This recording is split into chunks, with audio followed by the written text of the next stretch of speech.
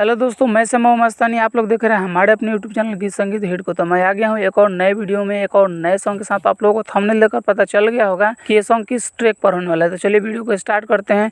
उससे पहले कि आप लोगों ने हमारे अपने चैनल गीत संगीत हिट को सब्सक्राइब नहीं किया है तो कर लीजिएगा, और अपने लिए पर्सनल सॉन्ग लिखवाने के लिए हमारे दिए गए नंबर पर कॉल कीजिएगा। तो चलिए स्टार्ट करते हैं आज का वीडियो मुखड़ा के साथ। हई मांगेला सुनत का हो, हई छापरा के लइका हो, हई मांगेला सुनत का हो, हटे छापरा के लइका हो।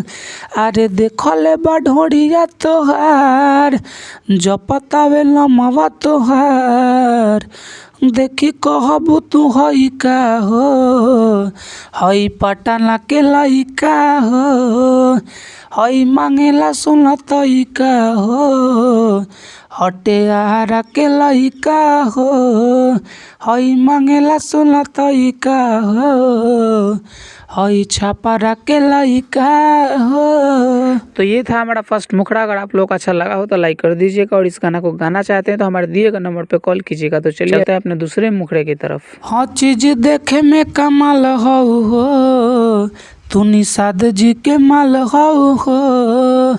हर चीज देखे में कमाल हो, तू निषाद जी के माल हो।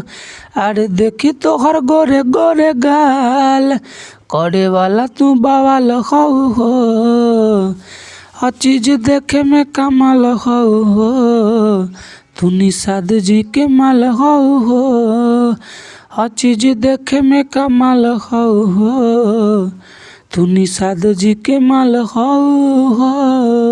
तो ये था हमारा पूरा सॉन्ग। अगर आप लोगों को अच्छा लगा होगा तो लाइक कर दीजिएगा, और ऐसे ही ढेर सारे सॉन्ग पाने के लिए हमारे यूट्यूब चैनल गीत संगीत हिट को सब्सक्राइब जरूर कर लीजिएगा। और आप अपने लिए पर्सनल सॉन्ग लिखवाना चाहते हैं तो हमारे दिए गए नंबर पर कॉल कीजिएगा। तो चलिए मैं जाते जाते यही कहूँगा कि गाइए और हिट हो जाइए। तब तक के लिए मिलते हैं किसी दूसरे वीडियो में किसी दूसरे सॉन्ग के साथ।